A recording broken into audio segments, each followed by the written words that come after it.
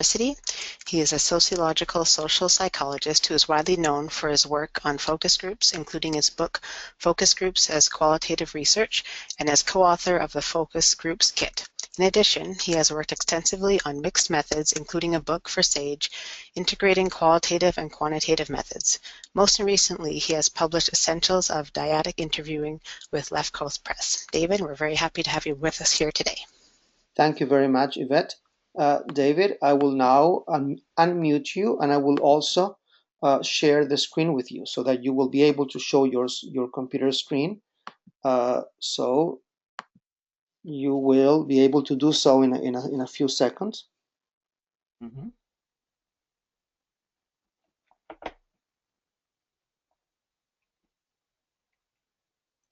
Perfect. We are now ready for you. So I will mute myself and please go on. Okay, so presumably the microphone is working, and we're here to talk about planning for successful focus groups, success in focus groups. And as the slide shows, there are a number of things we could really be paying attention to. I won't try to cover all of this kind of questioning today, but what I really want to emphasize here is the whole idea of planning, so that the more you know how you're going to be doing your focus groups right from the beginning, the more likely you are to succeed. And so planning is just essential for what you're doing, and we're going to look at the key elements of that. So what do I think about in a successful focus group? Well, I like to say to begin with that it is your focus, but it's their group. So you're really going to be determining what the conversation is about. You're going to construct the setting in which the people meet. It's all about gathering your data, but that data is really going to come from their conversation. And I'll probably say this a couple times throughout the presentation, that really that's what generates your data, is their conversation. So we really need to think in terms of both of those factors. And so in terms of some basic principles, I put that idea of thinking about both your needs and their interests into the concept of balance. And so I really want to consider both of those things as part of a successful focus group.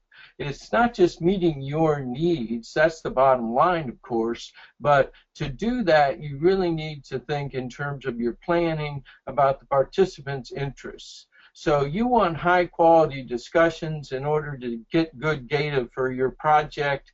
In order to do that, you've got to pay attention to anything that will affect the quality of the participants' discussion. So that's the kind of framework we'll be thinking in terms of what is it that gets a good discussion from the participants so you can get high-quality data. Now, one thing I'm going to say a couple times, and I want to make this point right here at the beginning, is that moderating is not necessarily the most important aspect of focus groups. We'll definitely be talking about moderating today, but I find that when people are just getting started in this method, they sometimes place too much emphasis on moderating.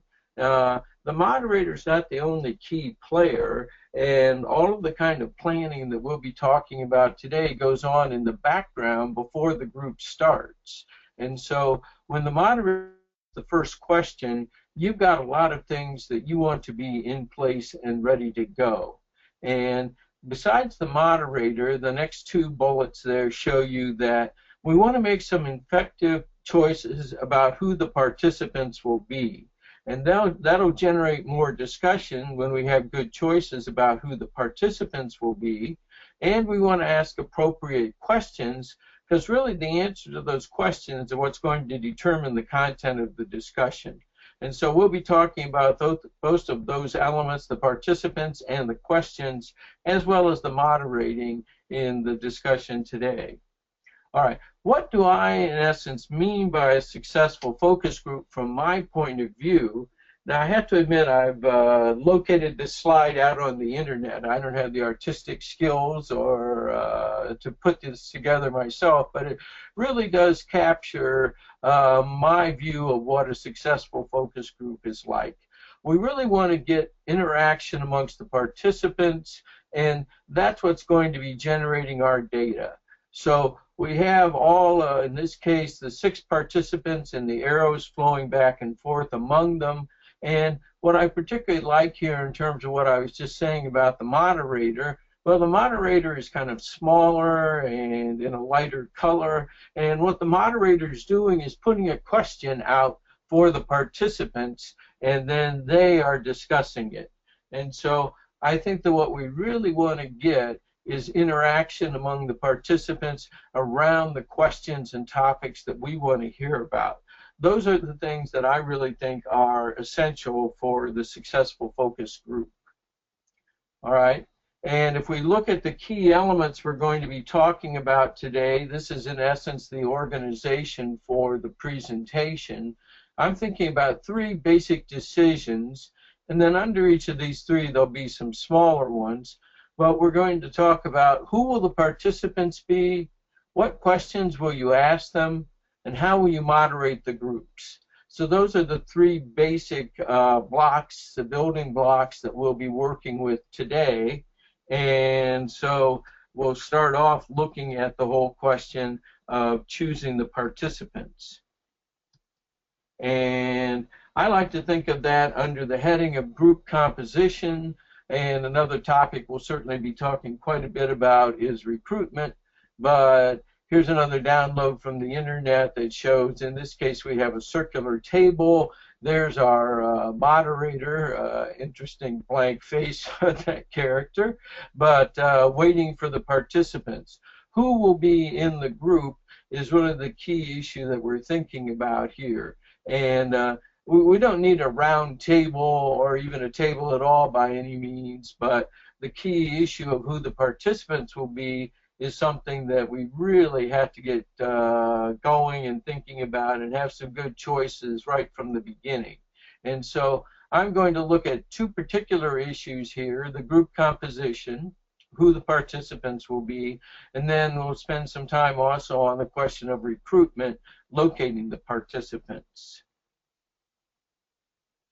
And under this heading of who should the participants be, well, I think the most obvious element here is that they need to be able to discuss the topic in ways that interest both you and themselves. That's that balance principle. So they have to be able to talk about the things that you want to hear about, what interests you, but they really need to be people who can generate a conversation and interaction within that group. It has to interest both you and them.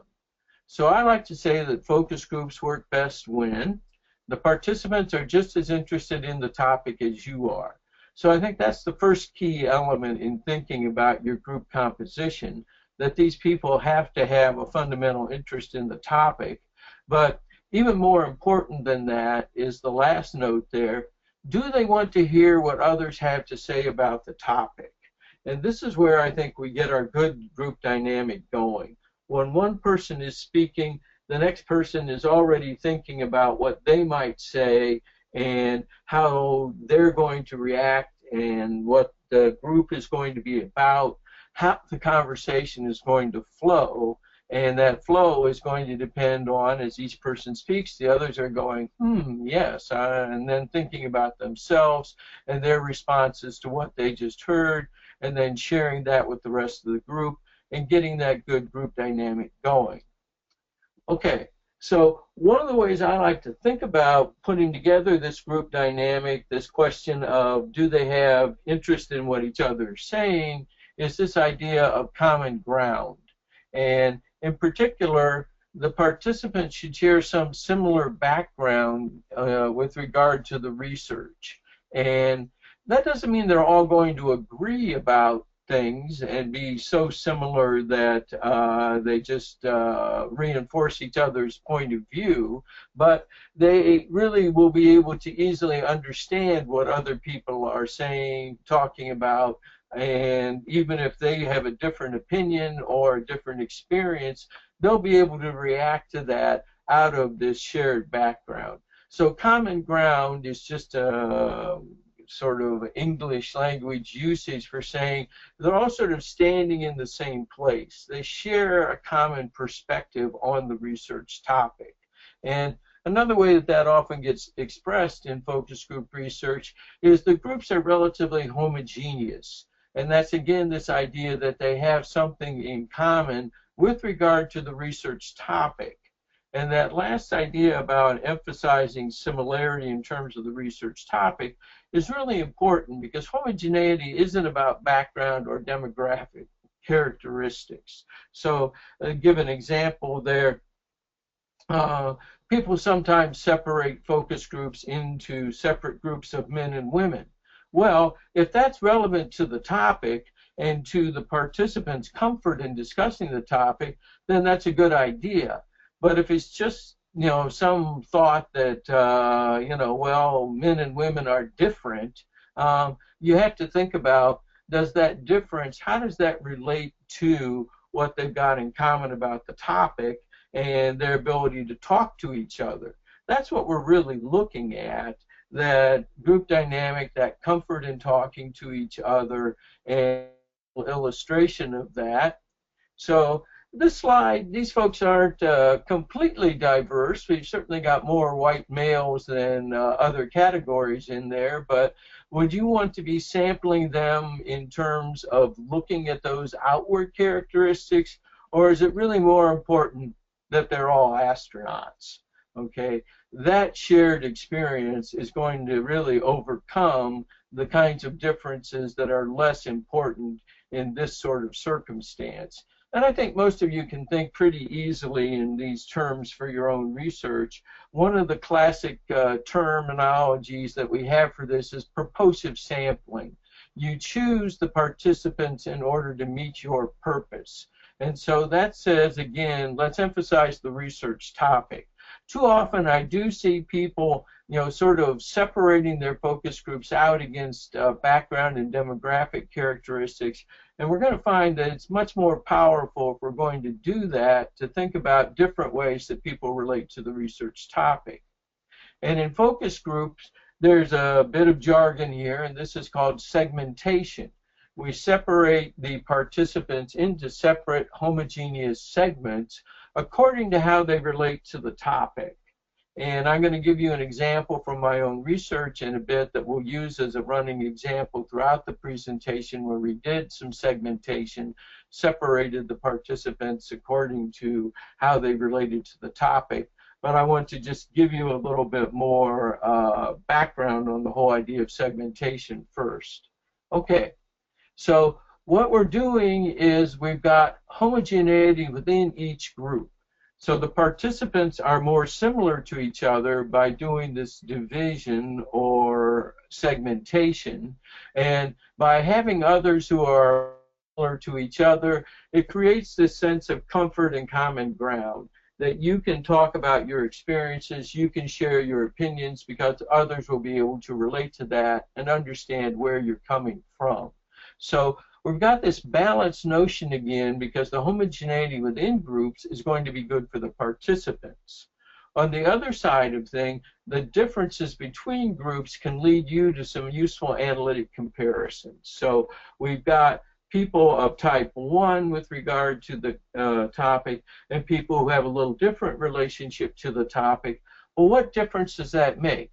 How does that show up in the way they talk about and think about the issue in question? And let me go ahead then and introduce this in terms of the example I want to use from my own research. And we're looking at people who were caring for a family member with Alzheimer's disease. And one, in particular, the question that we were looking at from a research point of view, and I'll have the citation for this particular piece of research for you at the end, but we were asking, when and why did they seek diagnosis for their family member? Now, this is a tricky issue with regard to dementia in general, Alzheimer's disease, because the symptoms aren't that clear-cut. There isn't any lab test that you can do for dementia. Instead, the diagnostic process is something that you really have to go to a clinic for, talk to a variety of people about a variety of things. It's not that easy to know what's going on in the diagnostic process. But just as important, or maybe more important, is that there's no cure. All right. So, or the best you can say is you're hoping for a better management of the disease. So, when people seek diagnosis, on the one hand, they're facing a lot of uncertainty about what's going on, and then it's not obvious when you go for diagnosis. And on the other hand, there's a lot of uncertainty about what's going to come out of the diagnosis and what the family in particular should be doing next. So that's what motivated our research. In terms of finding these family caregivers, we worked through a diagnostic clinic. And so we got permission to use the medical records and contact the family members who were listed as the responsible parties with the diagnostic process. And that's our most fundamental kind of purposive sampling eligibility criteria, if you will. We have to have someone who is closely involved as a family member with a patient who's been diagnosed with Alzheimer's disease. But here's the important part in the last line, is that we segmented between low versus high symptom severity. And what I mean by this is that some of these cases, when they came in for the diagnosis, the clinic concluded, yes, there's Alzheimer's present, but really it's just at an early stage. There aren't very many symptoms involved. And then we compared that to people who really came in when the symptoms were much further along, much more severe, and said, you know, what's the difference between family members who, in terms of the progression of the disease, react at a fairly early point with low symptoms and show up for diagnosis then, versus the kinds of families who don't make the decision to seek diagnosis until things have gotten more severe. And let's look at the two kinds of ways that this relates to both the participants and the researchers. Okay, so from the participants' point of view, it really allows them to share similar experiences. They're talking to others who made similar decisions at a similar point in the disease, and so they've got a lot that they can share back and forth. In particular, we don't have a problem where somebody says, let's say from a low severity family that says to someone else, I can't believe you waited that long to react. Okay, I can't believe you let the symptoms get that severe, is the message. And the other person might come back and say, I can't believe, or how did you react and get something done when there was almost nothing happening? Okay, so from their point of view, those who showed up with more severe symptoms are talking to others who are in the same place, and the same goes with the contrasting group. And then the other half of this is that for the researchers, we're really interested in knowing why do some families pick up on these symptoms and not just recognize them, but follow through to get a diagnosis at an earlier low severity point, versus others who really don't come in until things are pretty advanced. So that gave us an interesting insight into the decision-making processes, at the same time that it created this kind of common ground and similar experience basis for the participants. So that's the example I'll use, and I think it illustrates particularly this principle of segmentation and how it both benefits the participants by getting them talking to others who are really likely to understand their circumstances, at the same time that it benefits the researchers by creating some interesting, meaningful differences between the two sets of focus groups. Okay, the other heading that I had along with the group composition here had to do with recruiting. And so in particular, that is the idea of locating the participants. I just mentioned in the previous study we worked with this diagnostic clinic, and that was our basis for locating the participants. But what I want to emphasize here from a planning point of view really is that you've got to have a good recruitment strategy in place right from the start. Most researchers are pretty good at thinking about group composition and deciding who they want to be in the group. Segmentation sometimes is a little different idea, but where I see people not have the strength that I'd like to have is in that next step of putting together a recruitment strategy. You really have to make that a central feature of your planning. And I think one mistake I see sometimes is that people think that the organization they're working with will do the recruitment for them. Well, if that's the case, you've still really got to be involved to make sure that there are good contacts right from the very beginning. And to take it a step further in terms of follow-through, I often recommend to recontact the participants. Unfortunately, it just doesn't take that much to not show up for a focus group. The thinking seems to be that, well, they don't need me that much because they've got all these other people who are going to come. Well, you need to emphasize to the participants right from the beginning how important their participation is and how much you appreciate their agreeing to participate. And then something like a recontact, often through email or another phone call or something like that, to remind them the night before, really helps make sure that you're going to have the people show up. And the other thing that I've recommended there is in terms of over-recruiting. This is a common tactic in focus groups to deal with the problem the participants sometimes don't show up, is that, let's say that you're planning for a focus group of about size 8, then you might invite 10 people, and that will cover you in case 2 of them don't show up. And one of the reasons I really want to emphasize recruiting is that recruitment failures are really the single biggest problem in focus groups. When someone comes up to me at, say, a conference or something, and they say, boy, I tried to run some focus groups and we had a real problem, 9 times out of 10, what I know they're going to tell me is that not enough people showed up. So that's a core element of your planning, and particularly going along with the group composition, not just picking the right people for the participants themselves, but making sure that you can locate them and get them to the groups. It's absolutely essential. All right, so let's look at our next element, which is going beyond group composition to think about the questions you're going to ask in the focus groups. And again, we've got 2 subtopics here. First, I'm going to talk about the interview guide as a whole as shaping the discussion, and then I'm going to describe one basic format, one really common way that people set up the questions in focus groups. And I will say that this idea of the interview guide is another piece of focus group jargon.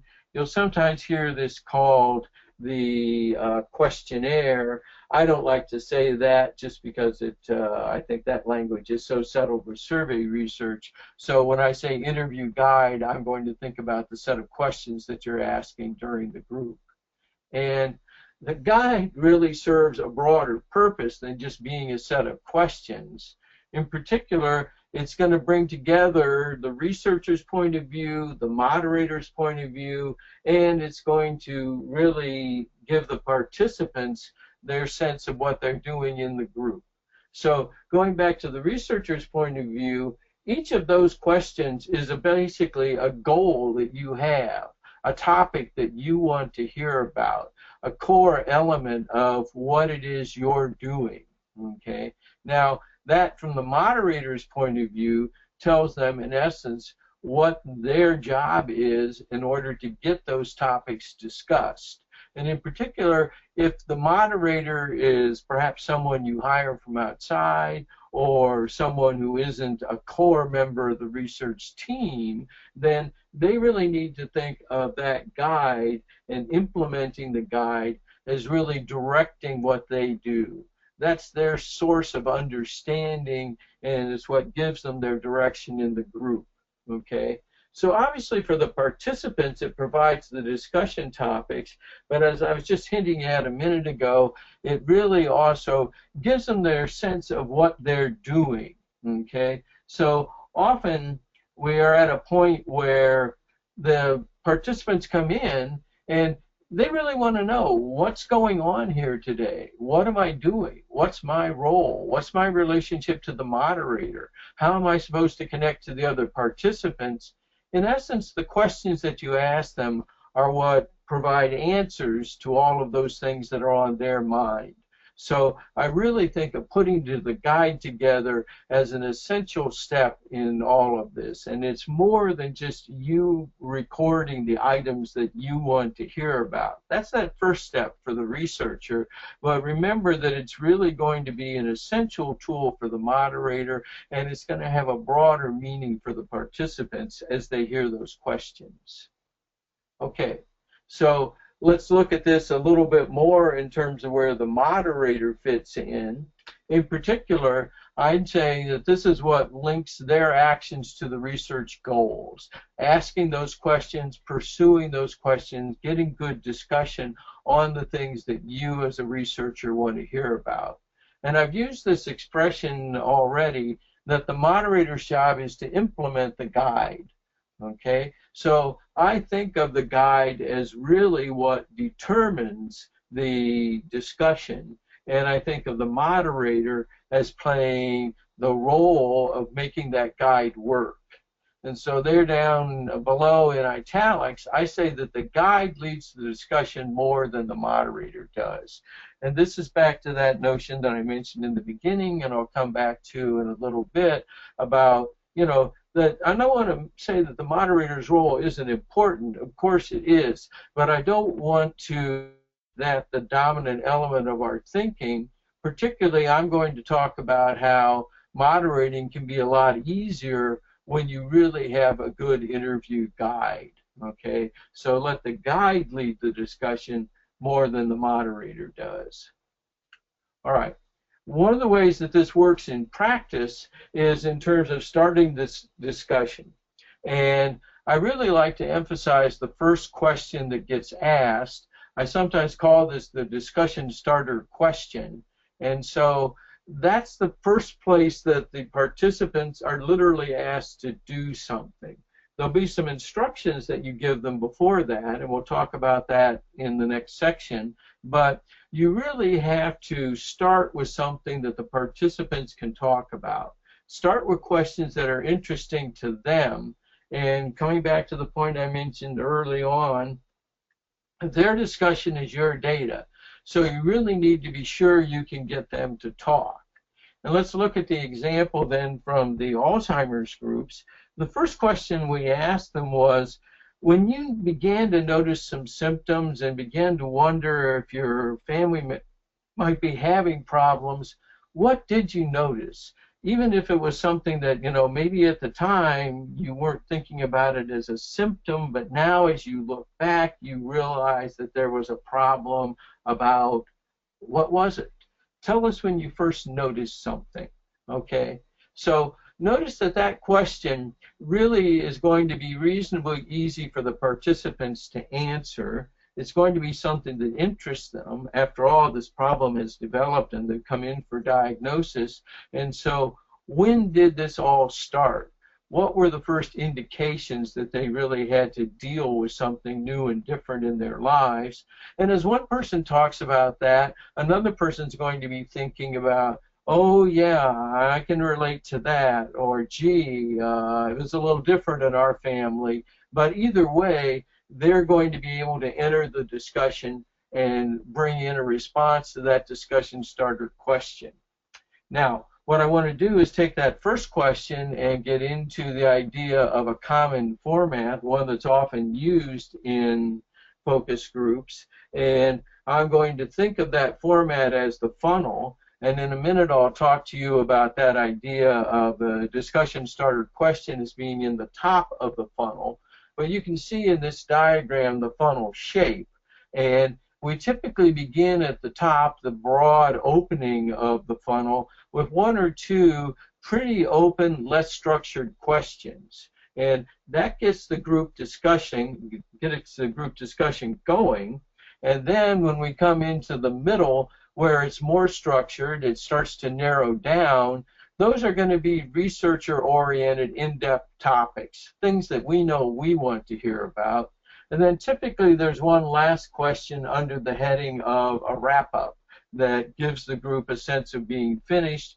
You don't just sort of ask your last question and say, well, I got all my data, I'm done. Instead, we hear something meaningful from the participants. And in fact, let me give you an example of a general format for a wrap-up question. Might be something like, I've heard a lot of things from all of you tonight, and I want to finish up by going around the table just one at a time and having you each tell me something I should pay attention to, something I should remember from all your discussion tonight. Okay, so that gives a nice sense of closure as they each speak individually, and as you get to hear something that is important to them, something that out of indeed all that discussion they want you to pay attention to. All right, let's look at this funnel format a little bit. And so the broad, less structured part at the top lets you hear the participant's point of view. And in particular, it's important to help get the discussion going. At this point in the interview, you're really wanting to explore that topic in ways that interest the participants. We're holding off until the middle to get into our core research questions, because what we do is to get the discussion going. That discussion starter helps the participants get into it and helps us get that good group dynamic going. At the same time that, let's say you're the moderator, you're learning a lot about where each person is coming from, what their perspective is, the story they have to tell, and so you those kinds of things about them from their point of view before you get in and cue them directly with the things that are at your core research goals in the middle of the funnel. Okay, so these are more specific questions that typically build on that earlier general discussion. You expect them to talk about things that interest you, and more than that, you want to be sure that you hear about each of the topics that does interest you. That's what that more tightly defined middle of the funnel is about. And then I've already gone over the idea of the wrap-up question, signaling that the interview is ending, asking for a little bit more input from the participants, and in particular giving you a chance to hear something specific, something important from them.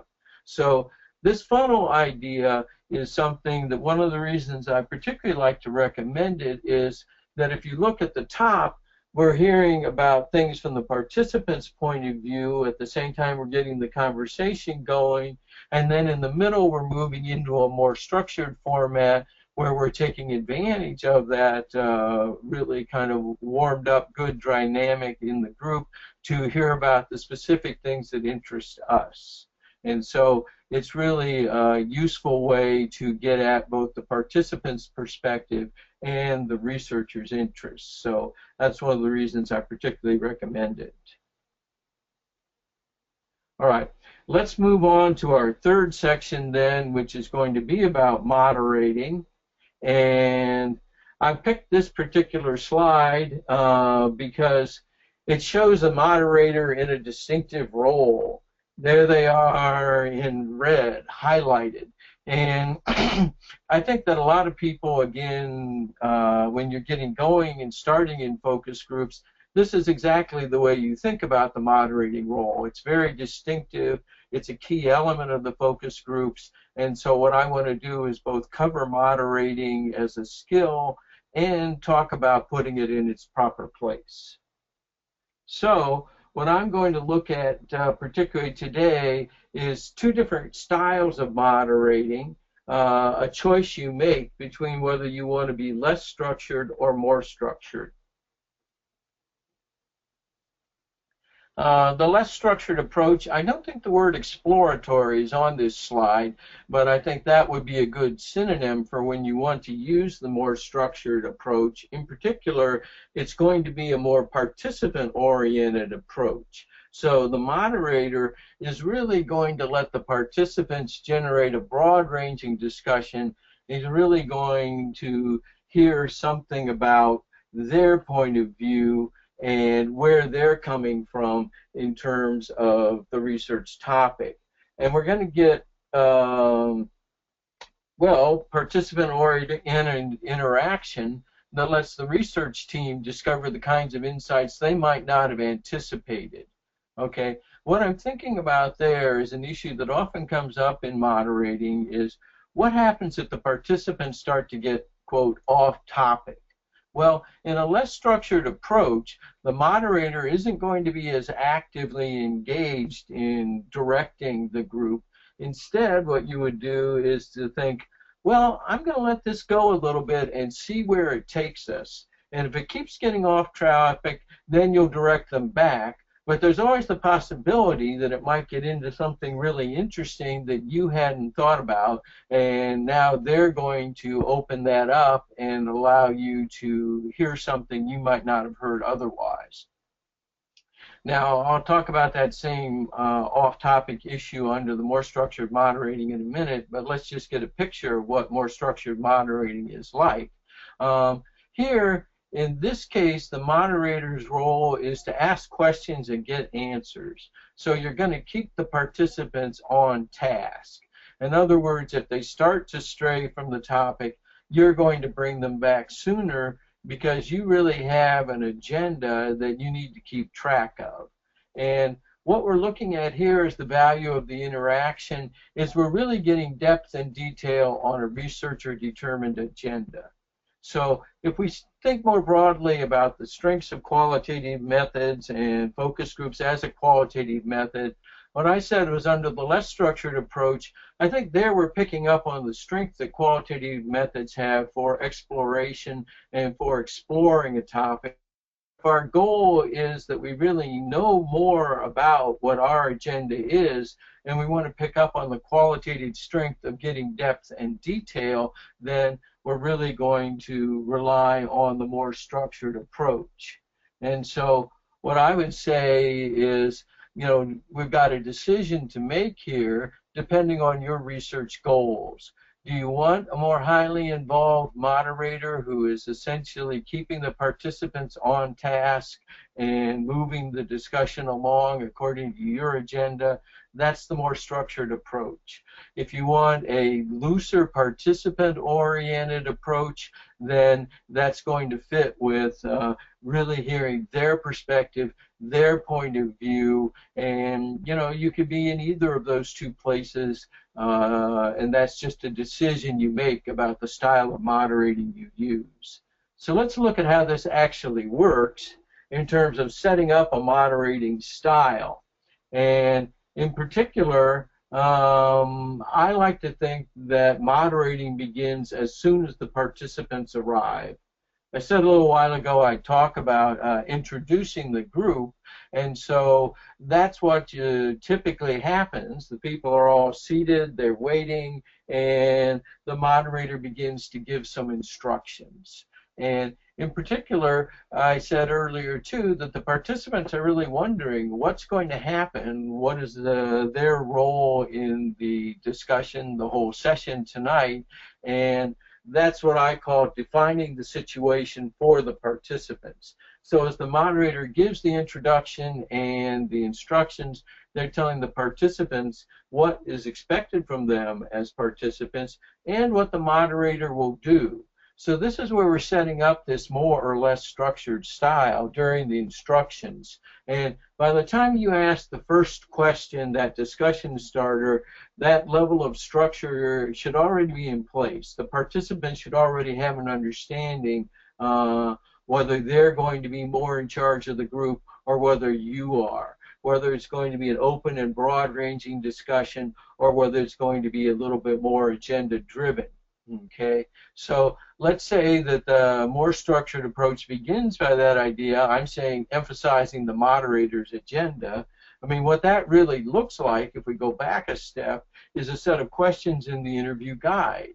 And they're going to be fairly detailed, researcher-oriented questions. In this case, there's probably a longer list of questions, perhaps 8 to 10, as opposed to something like 3 or 4 or 5 in the less structured approach. But let me give you an idea of what I would be saying in the instructions as a more structured moderator. I would say something like, and I'll role play a little bit here.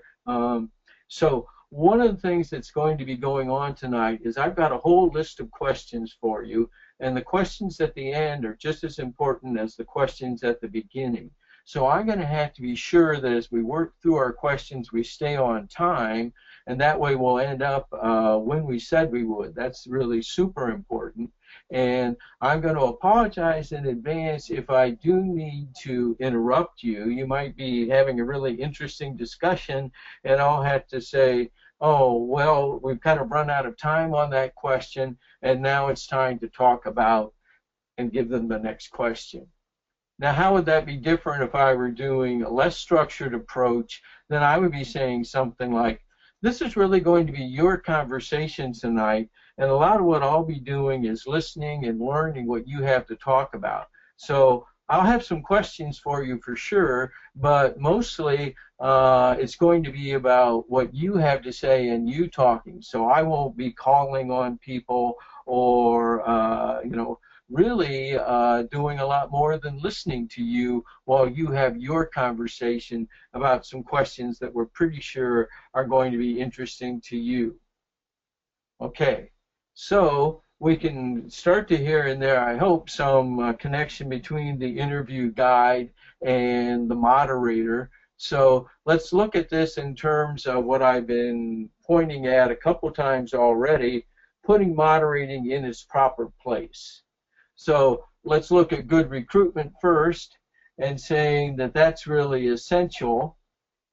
And let's say that the next element is that you need to have some questions that are going to really produce data. And then to say, when you've got good recruitment and appropriate questions, your job as a moderator is going to be much easier. Okay? What you really would like to have happen is the group to be talking about exactly the sorts of things that interest you. And so if you bring in people who fit the topic and are interested in what each other has to say, if you ask them questions that tap into that interest, then they're going to be talking about exactly what you want to hear about. And you may not need to do much as a moderator in either a less structured or a more structured approach, as long as they stay on topic, as long as they talk about the things that interest you, as long as it's easy to move them through the guide, then that's exactly the kind of thing you want to have happening. And so let's downplay the role of the moderator as a leader. Okay, and I chose this slide because I think it's kind of funny. The 8 people at the end sort of carrying this heavy arrow, the moderator bigger and out front, not even looking at them, pointing the way ahead. And I don't think of moderating as leading the group. Another word for the moderator is facilitator. And so to the extent that you help the discussion happen, that you get them to talk about the things that you are hoping to hear about, that's the moderator's role. And so getting good choices about group composition, making effective interview guides, those are all at least as important as the specific moderator skills. So let's just put this all together. And we've got who to have in the groups, what to ask them, and how to do the moderating.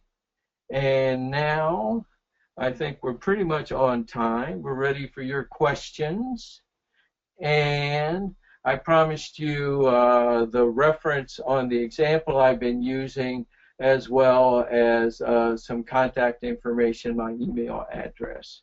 So I think we can go back to hearing from our folks at ATLAS. So you've been collecting the questions, right? Yes, thank you very much, David. And we do have a number of questions. The first one is from Laura Yvonne. And Laura, I'm going to ask you if you would like to speak out loud. I will open your microphone. Let's see. And if you could start by introducing yourself. Are you able to hear me? Yes, we do hear you. Go ahead. Wonderful. Hi, thank you very much for the interesting talk. My question was about, you were saying that the participants need to be interested in the topic, and I'm wondering about when you're trying to get at a topic that the participants are just not interested in, but your research question is well, I'll give an example. So, say for example, you're trying to understand the perspectives of high school students on the way that physics is being taught to high school students.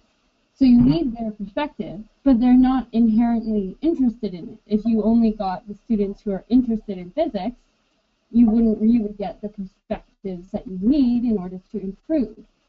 And I imagine you can pull on things that they are interested in to draw them in.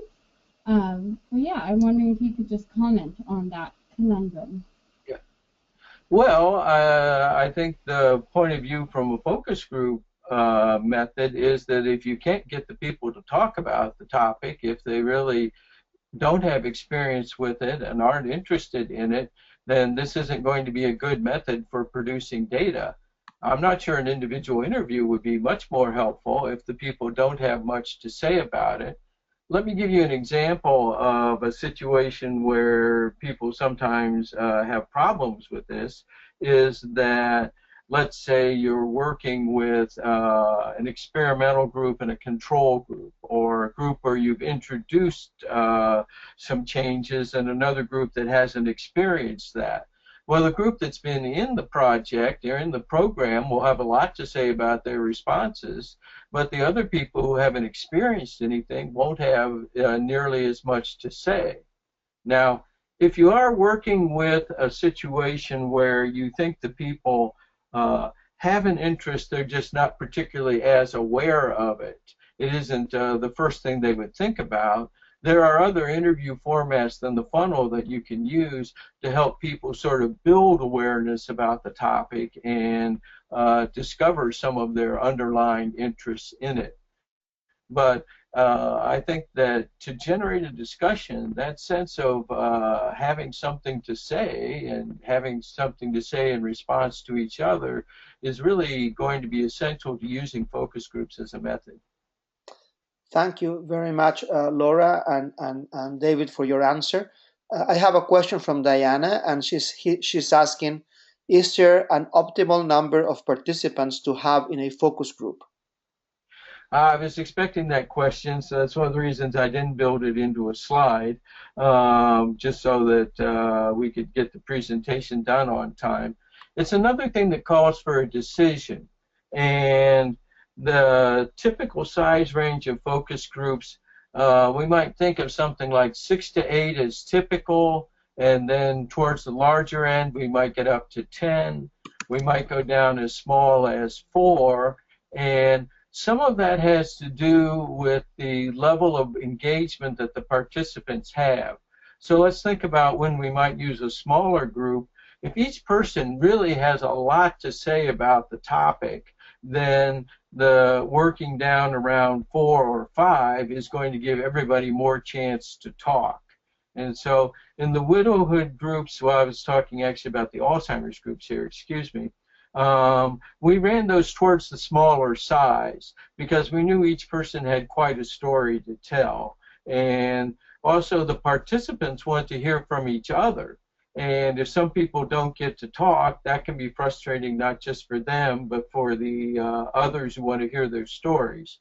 So the more the participants have a strong personal connection to the topic, that's going to lead you towards smaller groups. And it's going to be the opposite at the other end, to the extent that the participants, let's say going back to the previous question, haven't thought about the topic as much or aren't as engaged with it to begin with.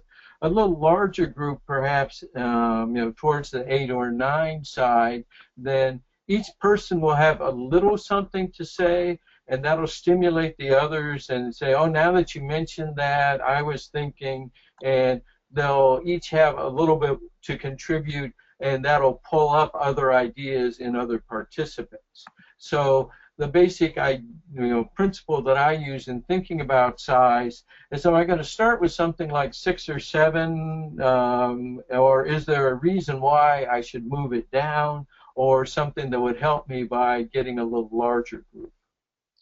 Thank you very much for your answer, David. And I have one from Sacha. And Sacha is asking, any recommendations such as the length of the interview guide? Yeah, that's going to depend a lot about how the structure dimension. I will say that in the U.S. anyway, the typical length for a focus group is 90 minutes. That's the interview itself. We allow 2 hours for the total. So say we would invite people to come from 7 till 9 in the evening, and that leaves time for the introduction at the beginning, and also in case people are one or two are a little late in arriving. But if we invite them for 2 hours and then think they'll talk for 90 minutes, if I were doing a typical funnel type interview, you saw I'd have one or two in the middle, three or four, or one or two at the top, three or four in the middle, and one at the bottom. So something like 7 might be a typical number of questions like that.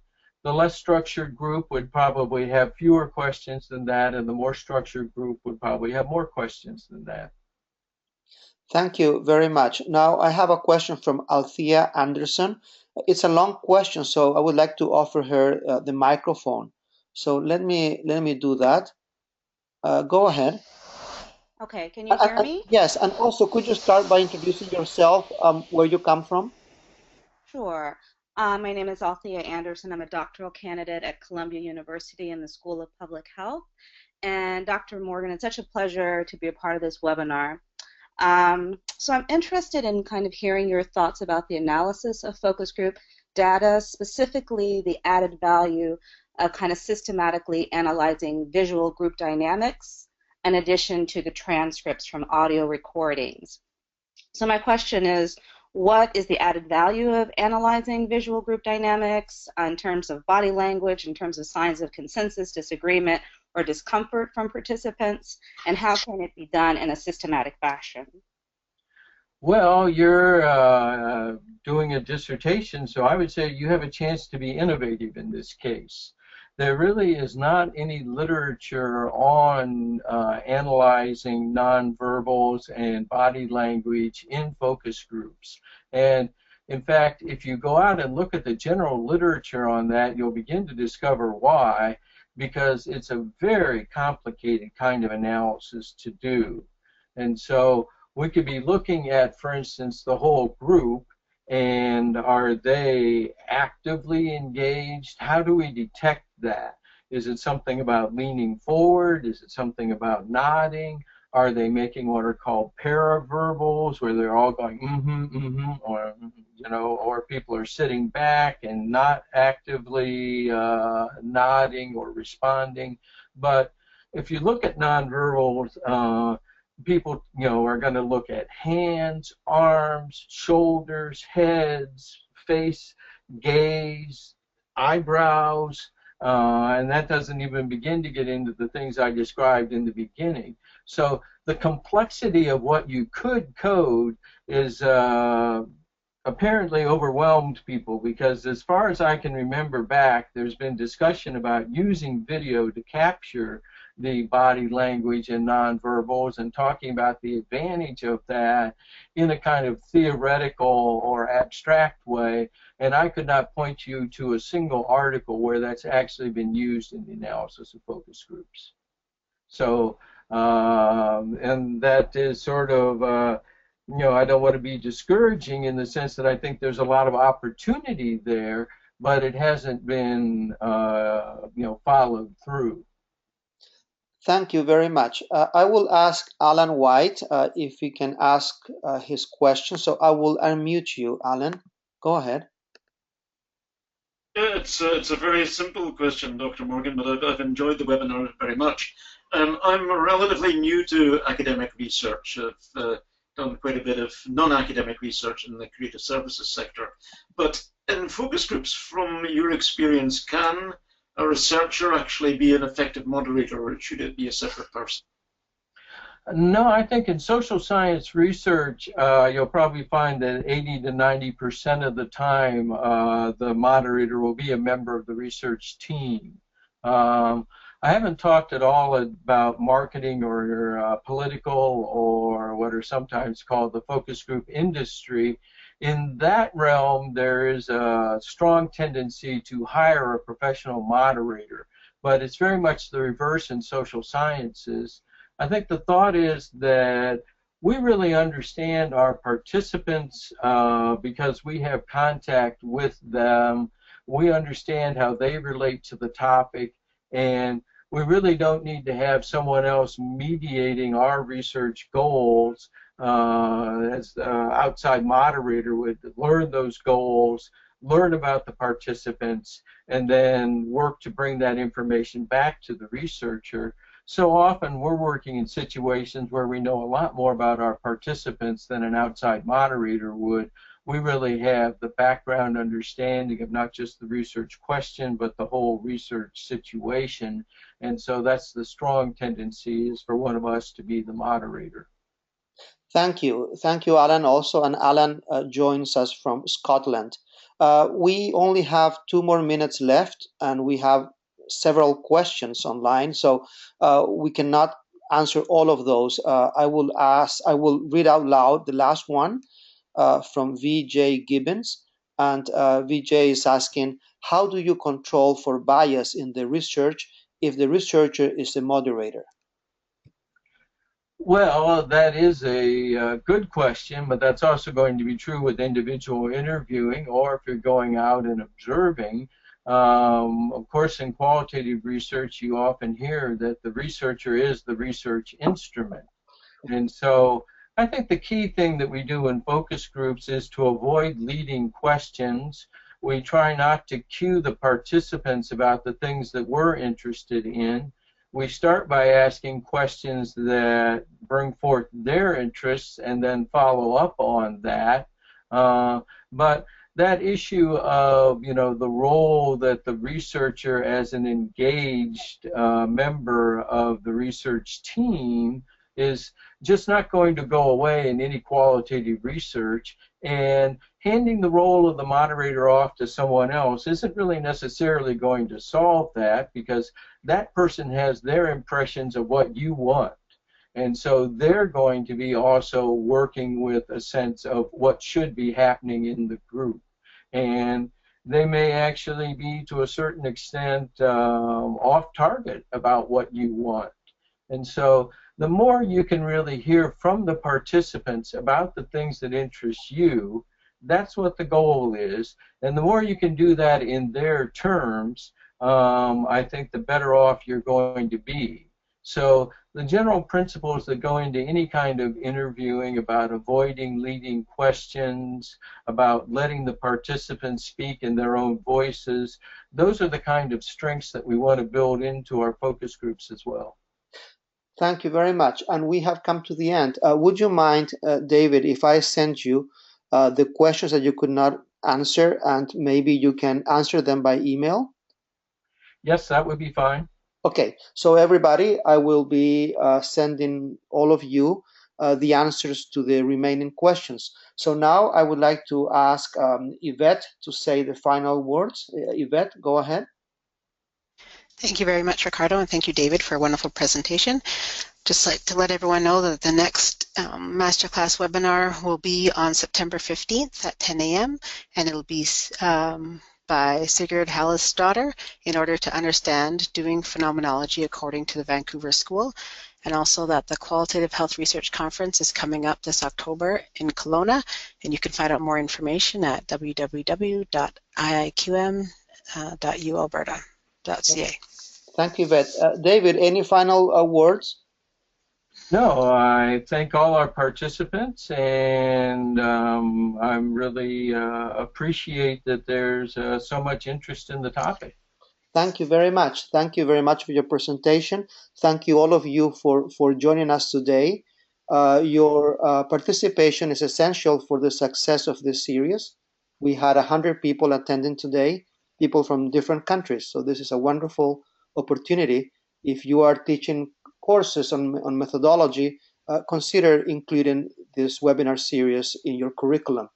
You will be receiving an email with a link to the video recording of the session so that you can watch it on your own time. So thank you, all of you. Thank you, Yvette, and thank you, Dr. David Morgan. Bye-bye.